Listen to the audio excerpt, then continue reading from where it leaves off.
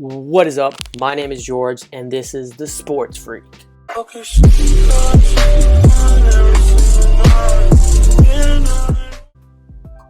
So today we're going to be talking about Jake Fromm, one of the many quarterbacks in this year's NFL draft class. He is from Georgia. He was originally committed to the University of Alabama, but he was also listed as a 5-star, top 50 overall recruit in his recruiting class.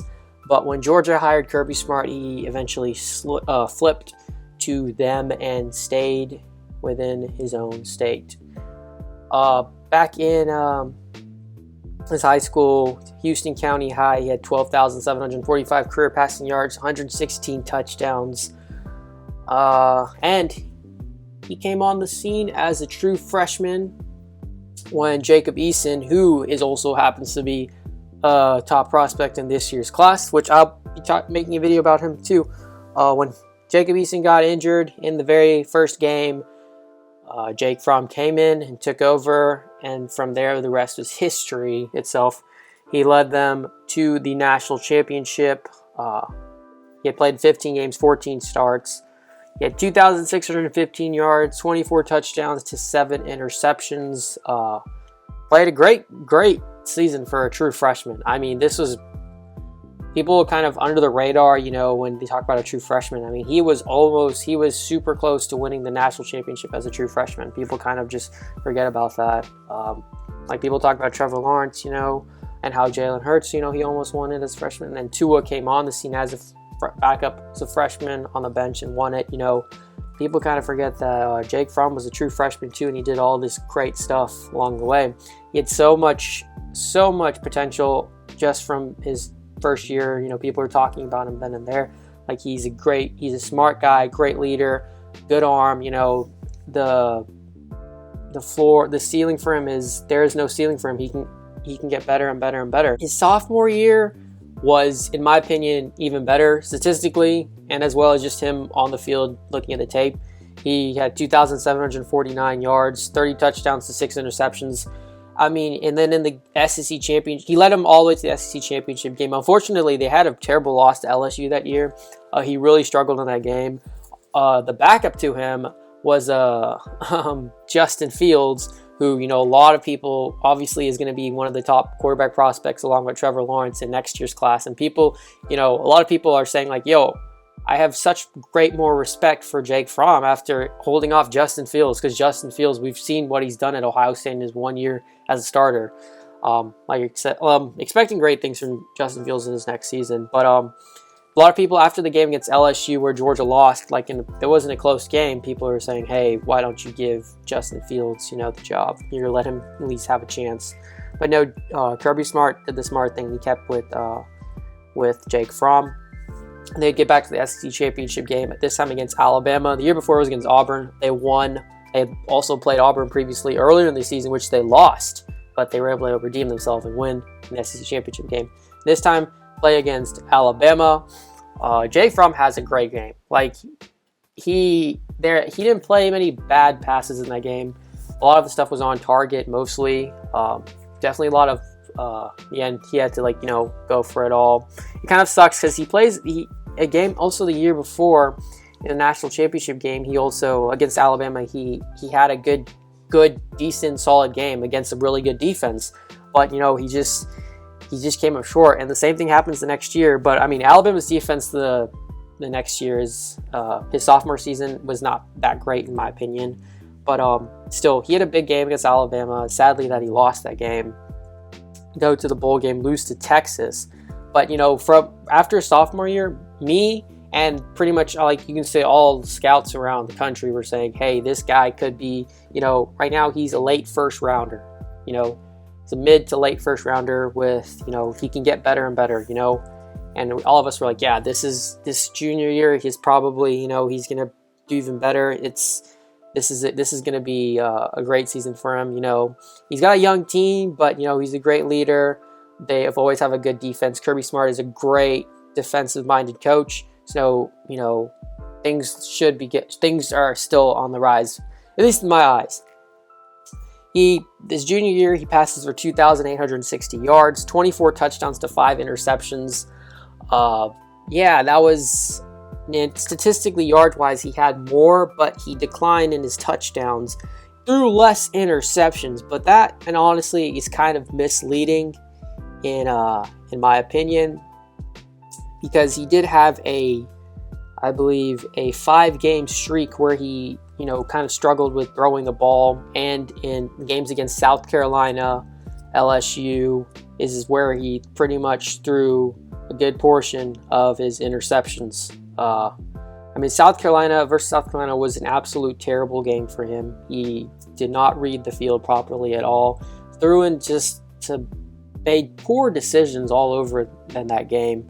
But, he wasn't the only person that struggled. But when you look at the game as a whole and you look on the offense, majority of the faults are going to point towards the quarterback. And Jake Fromm, unfortunately, that's just what's going to happen, and it's all going to be aimed at him.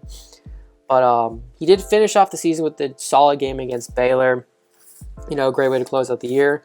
But that being said, there was a huge dip. Like, we were going up this hill with Jake Fromm. He was getting better and better.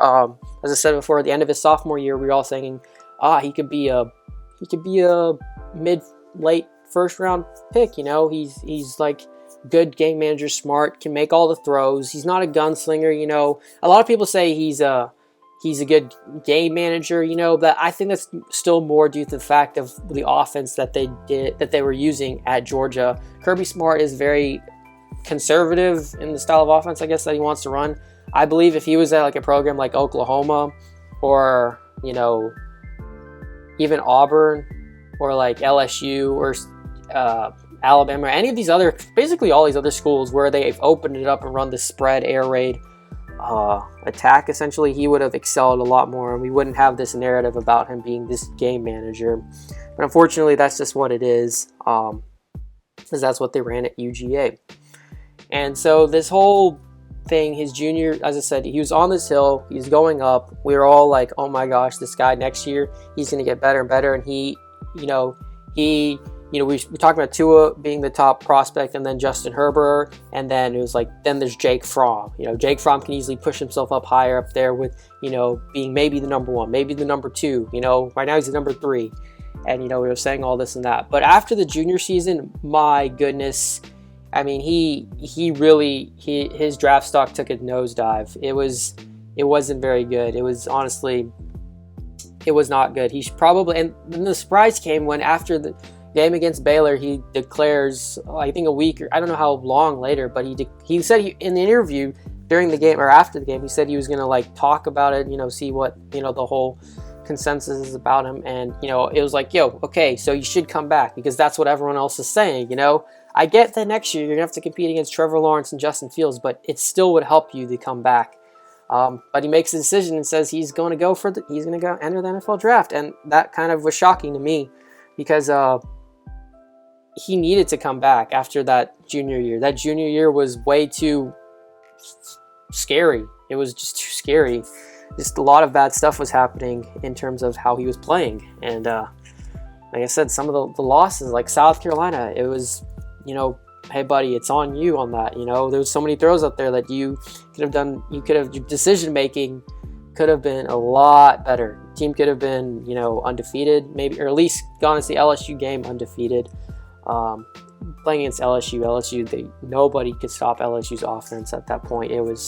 I didn't see Georgia being able to stop them, especially if Auburn's defense. Auburn, I think, had player-wise, when they put everyone on the field, they had probably the best defense, you could say, I guess, that LSU was going to face, and they couldn't even stop LSU. They could stop them when they got into the red zone, but they could not from moving vertically down the field once they got into the red zone. They did a good job, but they still couldn't stop them from scoring field goals.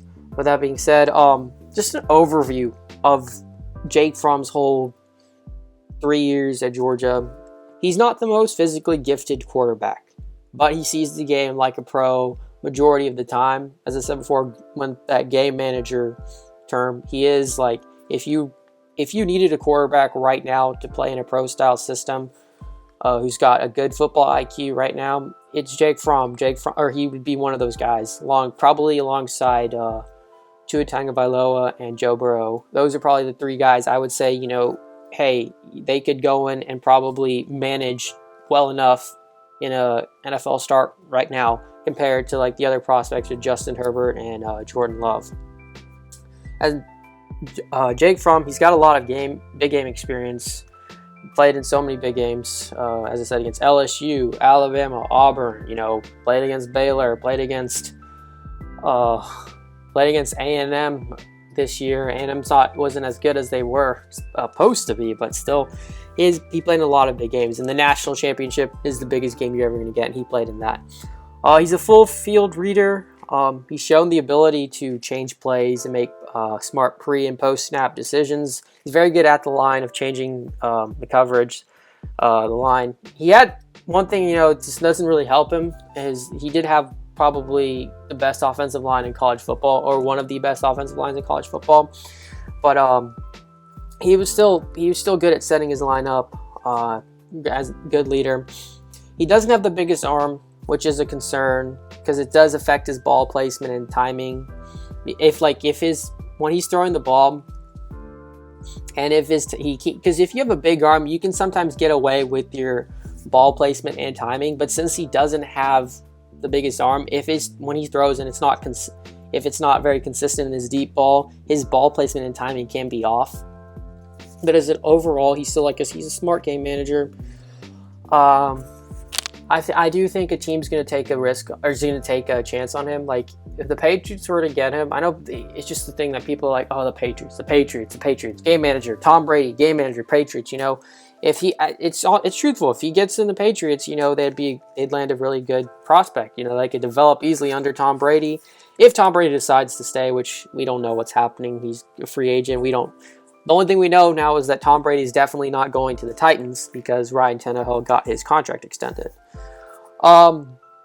Strengths that Jake Fromm, I'll just go around and list all the strengths that I've seen that Jake Fromm has. A lot of these I've looked through various videos, various film of Jake Fromm, various on the NFL, all the top QB prospects, gone through their list with what they've said about Jake Fromm.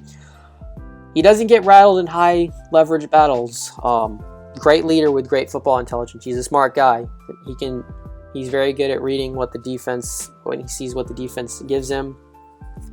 I'd say great leader, which you need a great leader. The most important thing in a quarterback is to be a leader. You can't be this silent, introverted guy.